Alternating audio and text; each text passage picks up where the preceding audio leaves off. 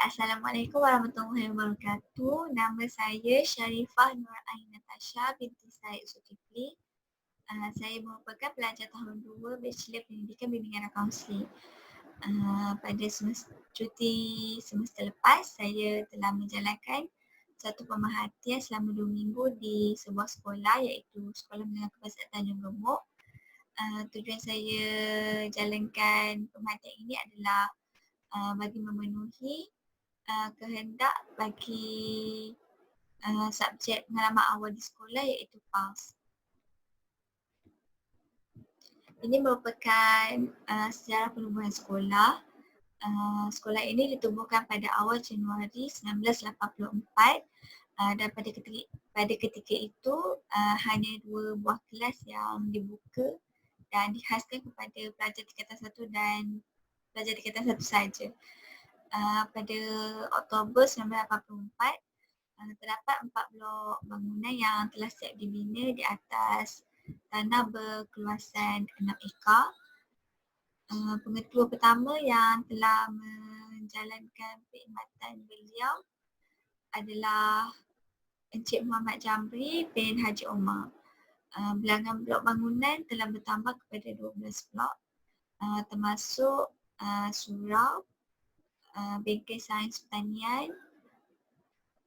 blok dewan sekolah dan blok asrama. Seiring dengan pertambahan blok, berlaku juga pertambahan pelajar dari tingkatan 1 sehingga tingkatan 6 bawah yang mula diwujudkan pada tahun 2004. Okey, ini merupakan visi dan misi sekolah. Misi sekolah adalah melestarikan sistem pendidikan yang berkualiti untuk membangunkan potensi individu bagi memenuhi aspirasi negara. Visi sekolah pula adalah pendidikan berkualiti, insan terdidik, negara sejahtera. Okey, ini merupakan lokasi sekolah. Sekolah ini terletak di kawasan luar bandar di dalam daerah Rompin dan ia juga terletak berhampiran dengan sempadan negeri Johor iaitu Endau Mesin. Okey, ini pula merupakan senarai infrastruktur sekolah. Ini merupakan antara infrastruktur yang sempat saya rakamkan.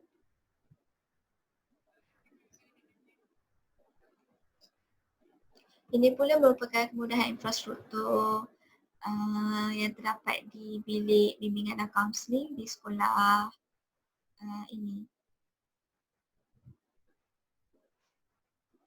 Ini pula merupakan panorama sekolah yang dirakam oleh saya dari sudut pandangan atas. Ini merupakan persekitaran bilik darjah di mana terdapat 2 gambar iaitu pertama keadaan bilik darjah yang masih belum berhias. Kedua pula merupakan keadaan bilik darjah yang telah dihias.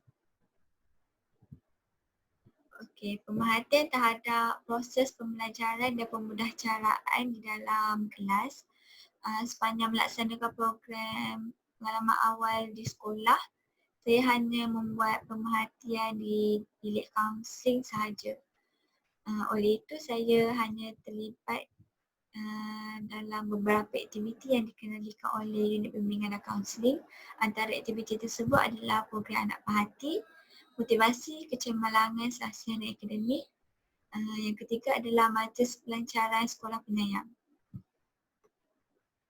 Pertama adalah program anak perhati, diwujudkan khas kepada pelajar berstatus anak yatim. Ia merupakan program tajaan Yayasan Negeri Pahang. Program ini hanya fokus kepada pelajar tingkatan 4 dan 5 sahaja.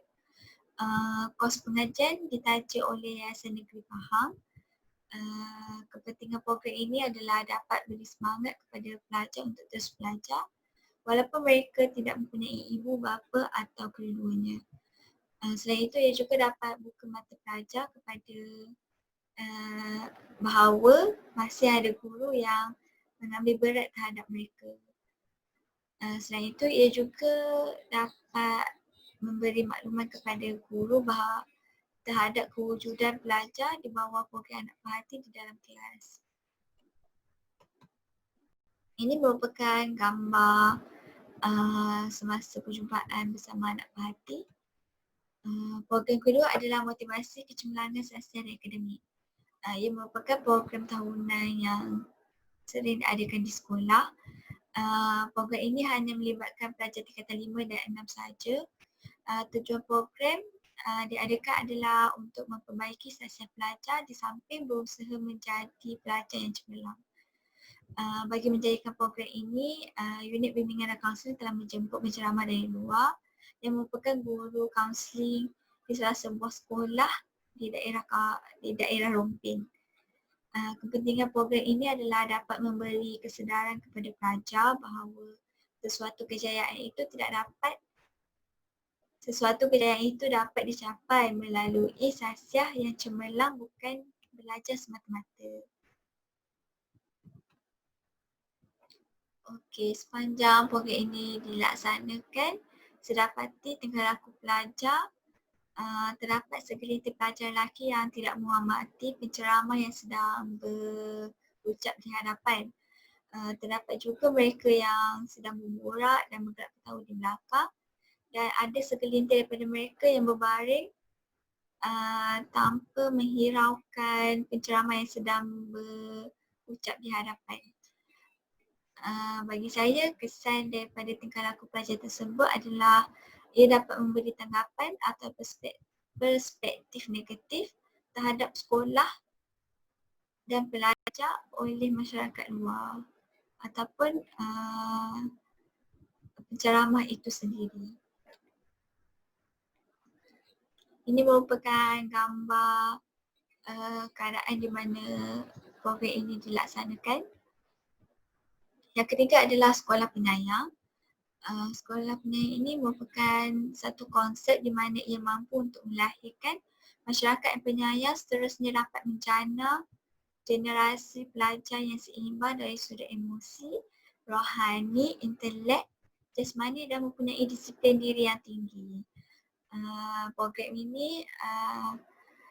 Untuk program ini saya hanya terlibat dalam proses persiapan program sahaja. Terdapat 5 program yang dijalankan serentak. Antaranya adalah program pelancaran sekolah penyayang, program jam datang awal ke sekolah, sambutan hari lahir guru dan pelajar bagi bulan Januari dan Februari, majlis watika pelantikan pengawas dan majlis pelancaran buku nilam.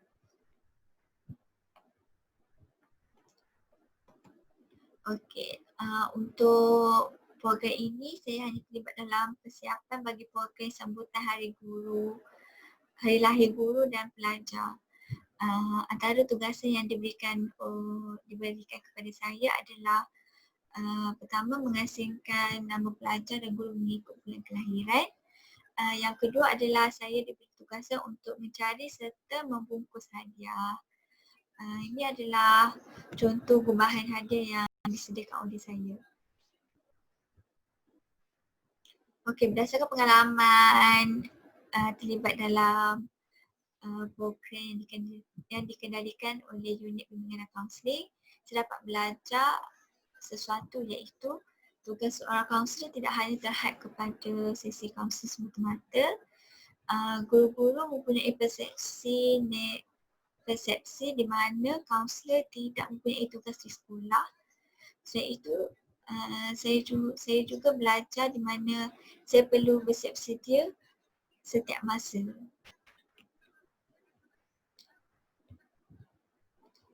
Okey, guru pembimbing saya tidak mengajar di kelas, namun beliau hanya mengambil kelas ganti bagi mengganti kekosongan guru yang sedang bercuti.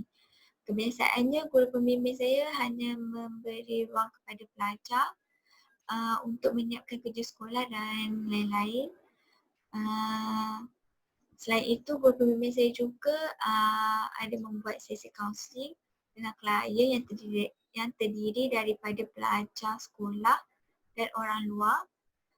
Guru pembimbing saya tidak mempunyai buku rancangan pengajaran harian iaitu RPH. Sebaliknya, mereka mempunyai buku log harian mereka sendiri. Ini merupakan contoh buku harian yang digunakan oleh guru pembimbing saya. Okey, berdasarkan pemerhatian, saya dapati bahawa terdapat beberapa tugas yang tidak dilaksanakan oleh kaunselor. Sebagai contoh, tidak merancang aktiviti yang berasaskan bimbingan. Sekiranya mereka perlu mengganti guru yang tidak hadir ke sekolah. Pengalaman ini dapat membantu saya membuat persediaan dari segi pertama, bersedia untuk menerima apa jua jenis tugasan atau kerja yang diberikan. Kedua, memberi kesedaran mengenai hakikat sebenar tugas sebagai seorang kaunselor di sekolah. Yang ketiga, perlu mengetahui isu-isu semasa berkaitan dengan pendidikan. Yang keempat, perlu membuat perancangan sebelum melakukan sesuatu perkara. Okey, untuk bahagian ini saya ingin membuat refleksi terhadap budaya kerja dan budaya sekolah. Pertama adalah aktiviti co-curriculum. Saya telah menyertai perjumpaan Persatuan Bulan Sabit Merah iaitu PBSM pada 5 Februari 2020. Semasa aktiviti ini diadakan, perjumpaan ini diadakan, guru penasihat telah mengadakan aktiviti kawat kaki di mana mereka meminta saya untuk mengajar asas kawat kaki kepada pelajar. Okey, kekuatan aktiviti ini saya dapati bahawa ia dapat membentuk disiplin dan jati diri pelajar. Ia juga dapat membuat persediaan sebelum menyertai perkhidmatan unit uniform. Kelemahan aktiviti ini adalah segelintir pelajar tidak mempunyai asas kawat kaki.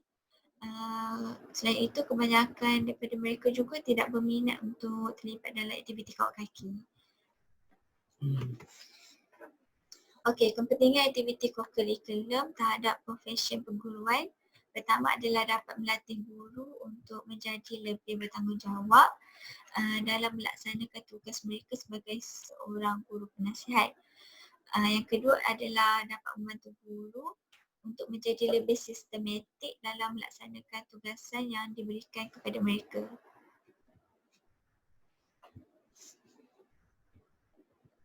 Okey. Ini merupakan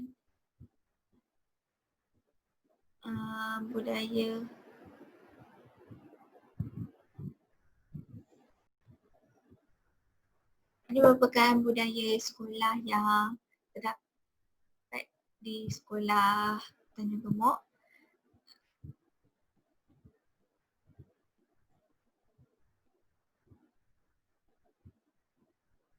Ini pula merupakan antara budaya yang kurang memberangsangkan di sekolah. Antaranya adalah tidak memasukkan kelas ketika waktu rehat, tidak memakai pakaian unit uniform pada hari Rabu, bunting kelas, datang lewat ke sekolah, buang sampah merata.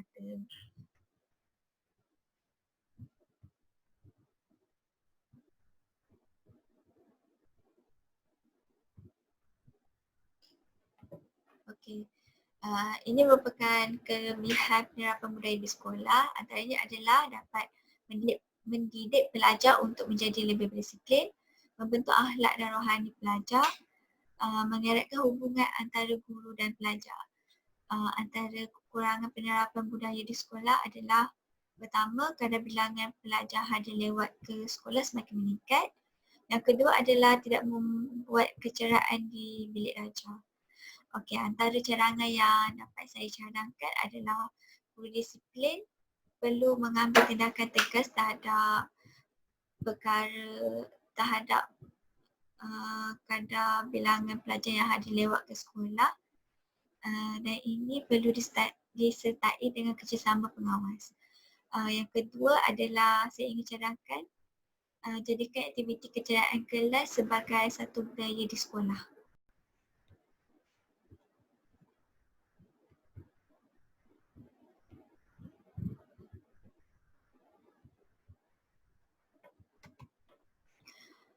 Okey, ini pula merupakan budaya kerja yang diamalkan di sekolah. Pertama adalah mengamalkan 3S iaitu senyum, salam dan sapa. Yang kedua adalah sambut kedatangan pelajar pada setiap pagi. Yang ketiga, masuk awal ke kelas. Keempat, memakai pakaian unit uniform pada setiap hari Rabu. Kelima adalah bertugas mengikut giliran pada setiap minggu. Okey, berikut merupakan kelebihan penerapan budaya kerja dalam kalangan warga sekolah. Pertama adalah dapat merapatkan jurang antara guru dan pelajar. Yang kedua, dapat menukar persepsi pelajar terhadap guru. Yang ketiga adalah dapat menerapkan sifat bertanggungjawab dalam diri setiap guru. Kekurangan penerapan budaya kerja dalam kalangan warga sekolah pula adalah terdapat segelintir guru yang sentiasa pulang awal dari sekolah di mana mereka keluar lebih awal dari masa yang telah ditetapkan. Okey, rumusan secara keseluruhan saya dapati bahawa tugas guru di sekolah tidak hanya terhad untuk mengajar dan mencurahkan ilmu, namun guru juga perlu melakukan tugas-tugas lain, contohnya seperti menjadi guru penasihat untuk unit bimbingan guru penasihat untuk unit uniform dan persatuan, mengendalikan program dan sebagainya.